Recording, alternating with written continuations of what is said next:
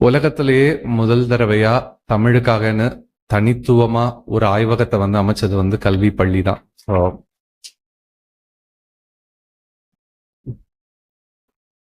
ஒரு மொழிக்காக இவ்வளவு பண்ணணும் ஏன் அப்படின்றது ஒரு ரொம்ப முக்கியமான ஒரு கேள்வி.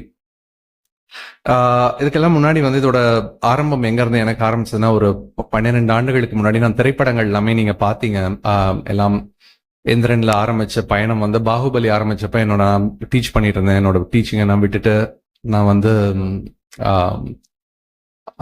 முழு நேரமா திரைத்துறைக்குள்ள போக வேண்டிய சூழல் வந்துச்சு. அப்ப எனக்கு ஆராய்ச்சியை விட மனசு இல்லை. என்னோட ஆராய்ச்சிகள் நான் எடுத்துட்டு வரணும் போது என் மனைவி கிட்ட சொன்னேன். நந்தினி கார்கி இங்க வந்திருக்காங்க.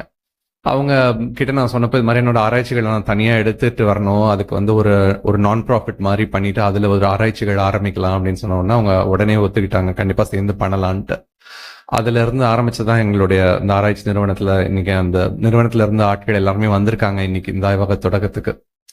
அங்க சின்ன சின்னதா கருவிகள் பண்ண ஆரம்பிச்சோம். அது இந்த ஒரு 12 வருஷம் கழிச்சு இப்படி ஒரு ஆய்வகம் அமைக்கிறதுக்கான ஒரு அடித்தளத்தை அமைச்சு கொடுத்துருக்கு.